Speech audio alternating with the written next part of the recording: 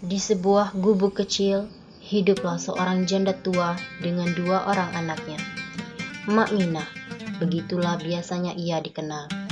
Untuk kebutuhan sehari-hari, ia hanya mengandalkan hasil dari berjualan kayu bakar. Mak Minah hidup sangat sederhana, terlebih lagi semenjak dia ditinggalkan mati oleh suaminya. Kedua anak-anak Mak Minah begitu nakal.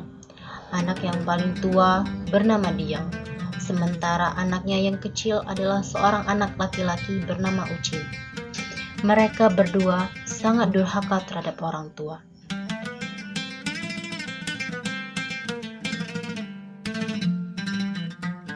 Ucapan Mak Minah sama sekali tidak berarti bagi mereka.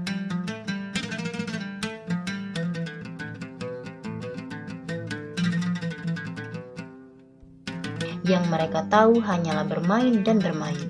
Tak jarang Mak Minah meneteskan air mata akibat 2 kakak beradik itu.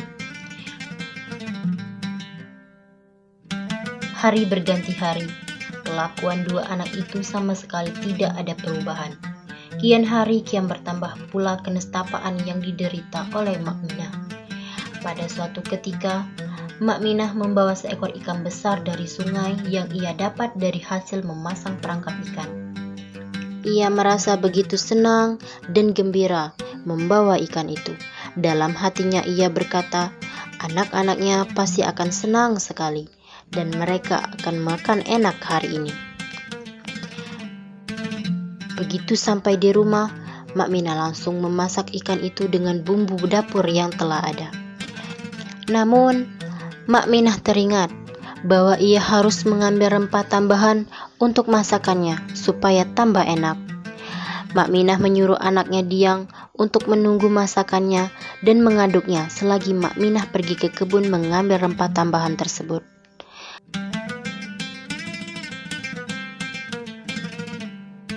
Kebunnya terletak tidak jauh dari rumah Mak Minah. Sembari berjalan pulang, Mak Minah terus terbayang kelezatan masakannya nanti apabila ditambah dengan rempah tambahan yang ia bawa. Sesampainya di rumah, Mak Minah bergegas menuju dapur. Betapa terkejutnya ia melihat masakannya telah ludes. Ia bertanya kepada anaknya Diang, "Kemana masakannya tadi?" Diang menjawab bahwa ia dan adiknya Ucin telah menyantapnya dan tidak meninggalkan sedikit pun untuk ibunya. Mak Minah merasa sangat sedih dan tak percaya betapa tega kedua anaknya melakukan itu.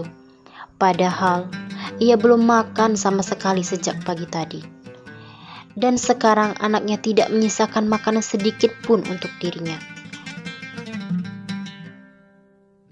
Mak Minah tak mampu menahan air matanya. Ia berlari ke tepi sungai sambil menangis. Di sana ia melihat batu besar dan ia berdiri di atas batu bertuah itu.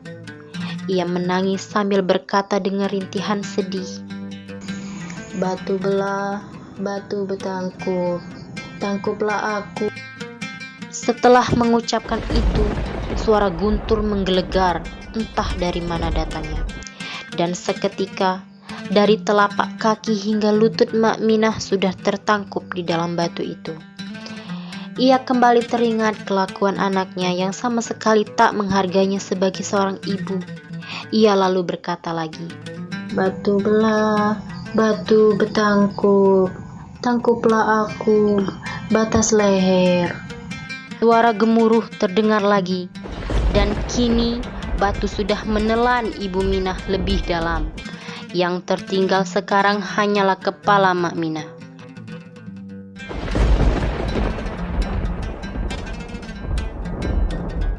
Mak Minah terdiam sesaat sambil memikirkan kedua anaknya. Ia kembali menangis. Dalam tangisannya ia berkata lagi, "Batu belah, batu bertangkup, tangkup aku, batas kepala." Dan sekarang Seluruh tubuh Makminah sudah tertelan oleh batu besar itu. Hanya sebagian kecil dari rambut Makminah yang masih terlihat keluar. Sementara itu, Diang dan Ucin baru sadar jika emak mereka tidak pulang-pulang. Mereka mencoba mencarinya di kebun, namun tak ada. Ucin mulai menangis, terlebih lagi Diang. Ia mulai gelisah. Mereka memutuskan untuk mencari di tepian sungai. Benar saja, di sana Ucin berteriak karena telah menemukan sandal kepunyaan emak mereka, tepat di dekat batu besar. Sang batu berkata bahwa ibu mereka telah tertelan di dalamnya untuk selama-lamanya. Itu semua karena ulah mereka yang terlalu durhaka kepada orang tua. Kedua kakak beradik itu menangis sejadi-jadinya dan menyesali semua perbuatannya kepada sang emak selama ini.